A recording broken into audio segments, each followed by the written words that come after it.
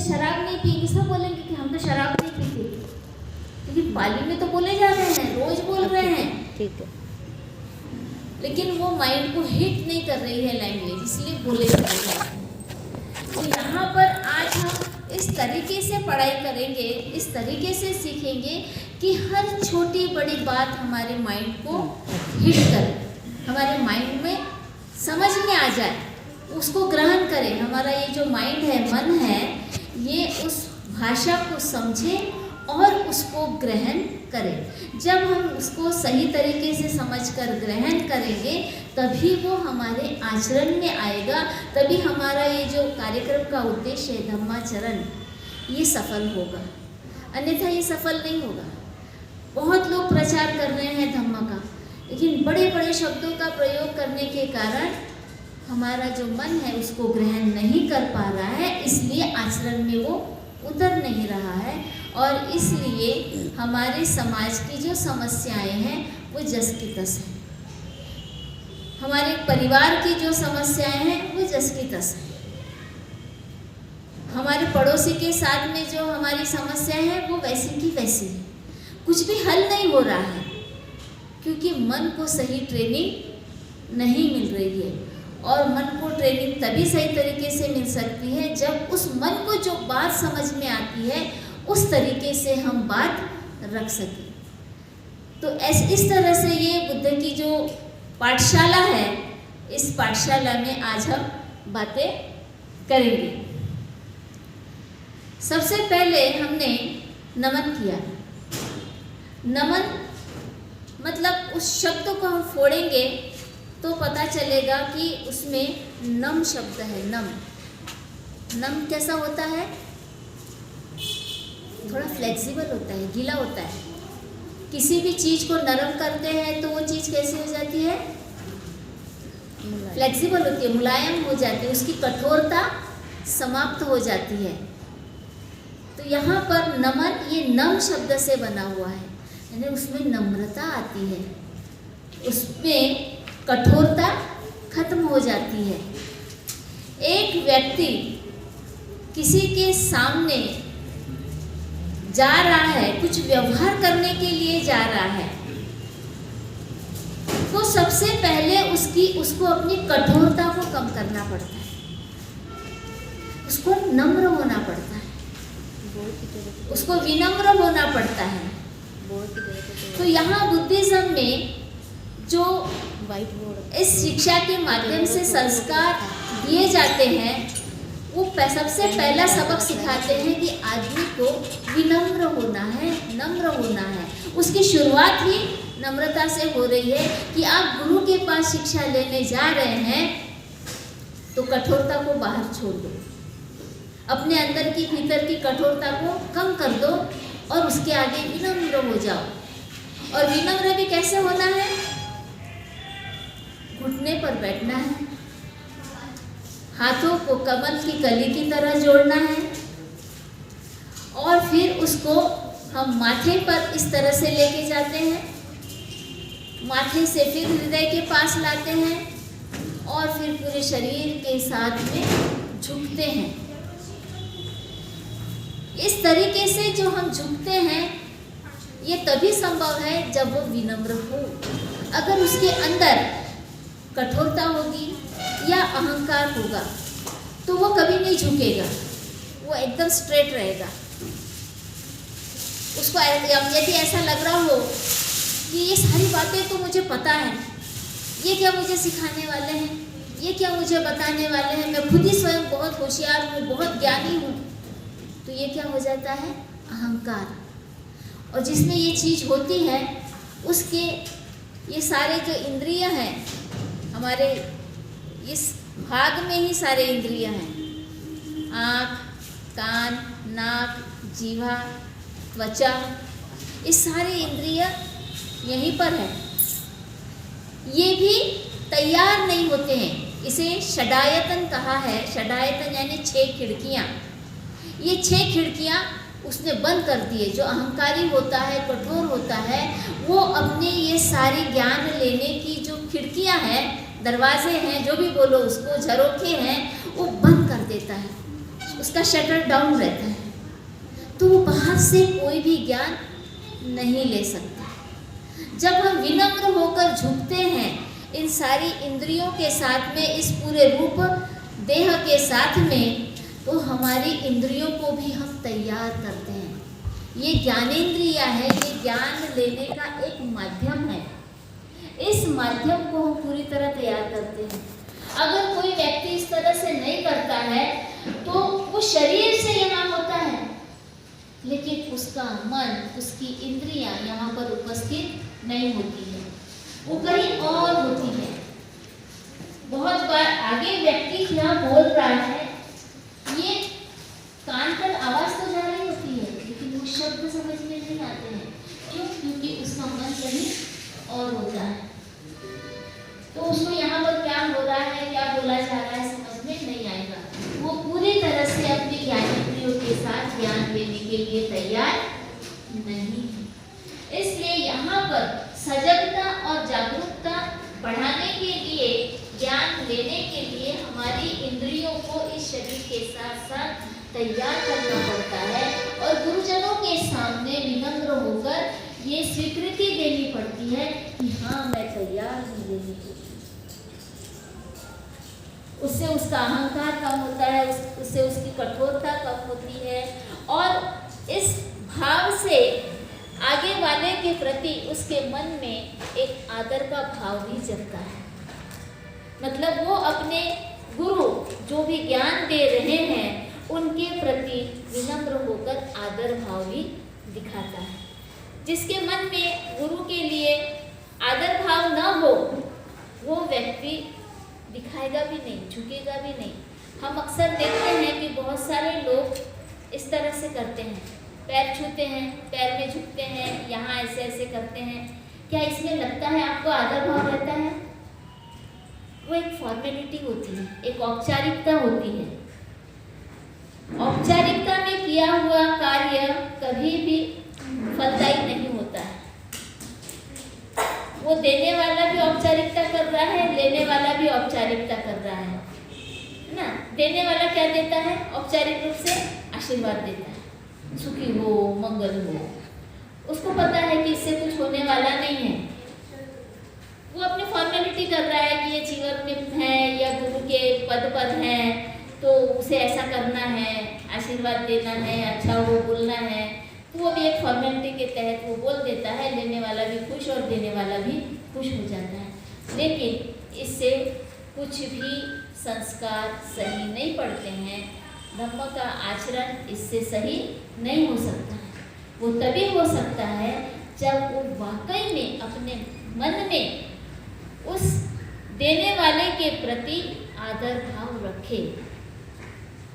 आदर भाव भी तभी आएगा जब उसे लगेगा कि आगे वाला व्यक्ति आदर करने लायक है।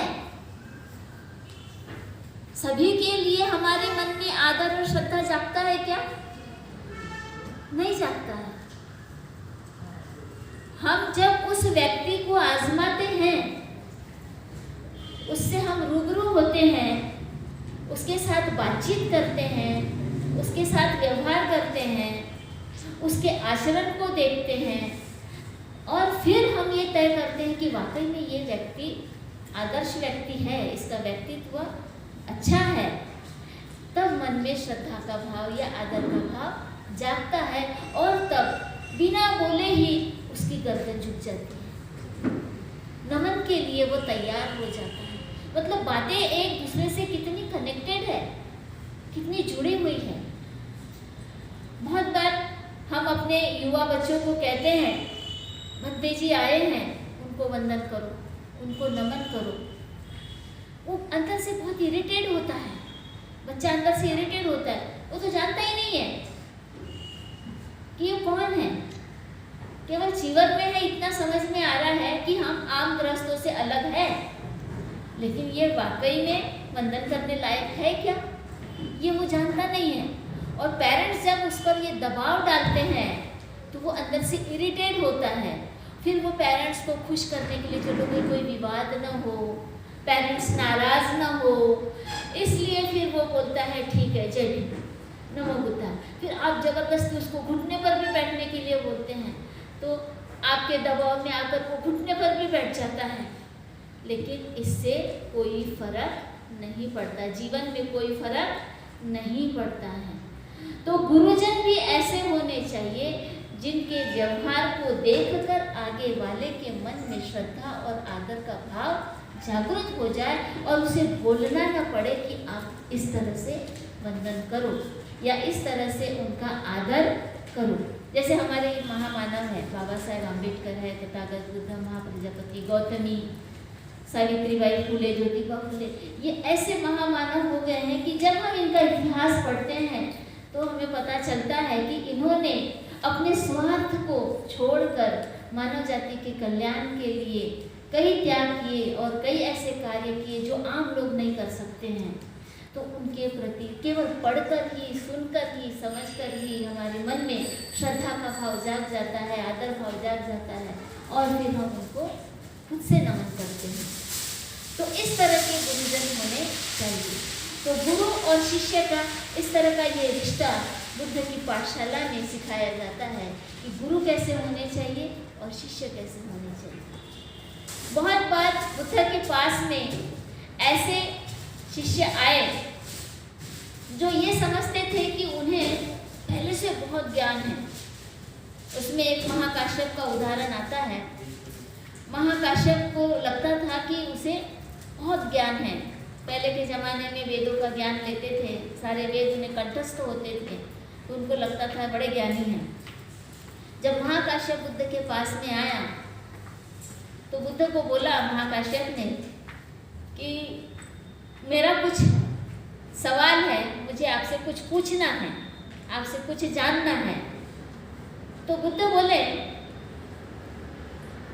आपको ऐसी कोई बात जानना है जो आप खुद पहले से जानते हैं, या ऐसी कोई बात जानना है जिसे वाकई में आप नहीं जानते? तो वो बोला कि ऐसा क्यों पूछ रहे हैं आप?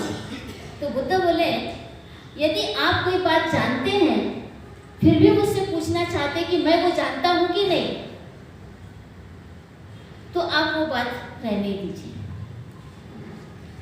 हाँ, यदि आपको ऐसा लगता है कि आप वाकई में कोई बात नहीं जानते हैं और मुझसे जानना चाहते हैं तो वो बात कीजिए, मैं उस पर बोलूँगा।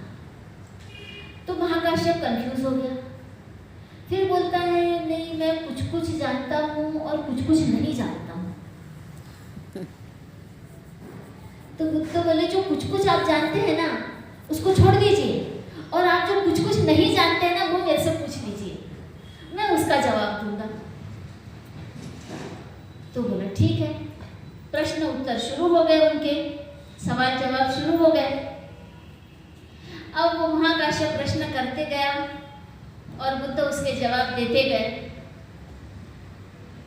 आश्चर्य की बात अंत में जब ये वार्तालाप खत्म हुआ तो बुद्ध ने पूछा क्या तुम्हारे सारे सवालों के जवाब मिल गए? जो कुछ कुछ तुम नहीं जानते थे अब जान गए? तो महाकाश्यप कहता है आश्चर्य है, मुझे लगता था कि मैं कुछ कुछ जानता हूँ, लेकिन आपको सुनने के बाद में लग रहा है कि मैं जो समझ रहा था कि मैं कुछ कुछ जानता हूँ वो भी मैं नहीं जानता था। अब मैंने जान लिया हूँ, मैं कुछ भी नहीं जानता था, आपसे मैंने जाना है। और फिर वो बुद्ध की शरण में आता है। तो इस तरह से बहुत सारे लोग होते हैं जो शाला में आते हैं, गुरुओं के पास में आते हैं तो ये समझ के आते हैं कि वो कुछ कुछ जानते हैं, तो उसका थोड़ा बहुत तो भी अहंकार रहता है, क्योंकि वो उसके आधार पर बाकी के ज्ञान को जांचने की कोशिश करते हैं और फिर भ्रमित हो जाते हैं। इसलिए जब भी हम कोई नई चीज पढ़ने आते हैं, ज्ञान लेने आते हैं, तो जो कुछ कुछ जानते हैं ना उसके प्रति भी श्योर नहीं होना चाहिए कि वो मैं कुछ कुछ बहुत अच्छे से जानता हूँ। हो सकता है कि आपको उसके बारे में भी कुछ नया ज्ञान मिले, क्योंकि ज्ञान भी ये विकसित होने वाली चीज है, हमेशा एक सी नहीं रहती है, ये भी परिवर्तनशील है। हो सकता है आपका ज्ञान कल प्रासंगिक रहा हो और आज आप अप्रासंगिक हो, बात सही थी लेकिन आज वो सही ना हो, आज वो लागू ना होती हो, ये भी हो सकता है। हो सकता है कि आप कल की बात को आज में जबरदस्ती इस चौखट में बिठा रहे हो, इस सांचे में उसको बिठाने की कोशिश कर रहे हो और नहीं बैठ रही इसलिए परेशान हो रहे हो, ऐसे भी हो सकता है। इसलिए जब हम ज्ञान लेने के लिए आते हैं तो वो जो कुछ है ना, उसको भी थोड़ी देर के लिए बाजू में हमें रख देना चाहिए। जैसे अभी हमने नमन की बात की, मुझे लगता है कि नमन पर इतनी सारी बात किसी ने की नहीं होगी कि हम नमन करते हैं तो एग्जैक्ट करते क्या है। हम सबसे पहले अपना अहंकार दूर करते हैं, अपनी कठोरता कम करते हैं, गुरु के प्रति अपना विश्वास दिखाते हैं, उसको हम अपने आप को समर्पित करते हैं, तन से भी और मन से भी, और सारी इंद्रियों को खोलते हैं ताकि इन सारी इंद्रियों के माध्यम से वो जो भी बता रहे हैं वो हम ग्रहण कर सकें और फिर हमारे मन में उसका आकलन कर सकें। इस तरह से ये बहुत बड़ी प्रक्रिया है नमन की। कहने को छोटा सा शब्द है लेकिन उसका प्रभाव बहुत है।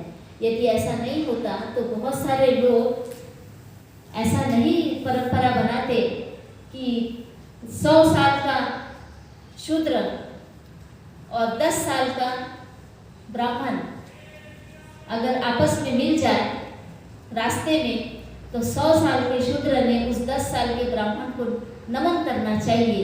ये जो मनुस्मृति में लिखा हुआ नियम है, ऐसे नियम नहीं बनते। कितना महत्व है इसको, नमन को भी, ये हमें आज समझ में आएगा। इस तरह से हमने नमन की प्रक्रिया को शुरू कर दिया है और मैं चाहती हूँ कि आगे भंते जी इस बात पर और रोशनी डालें।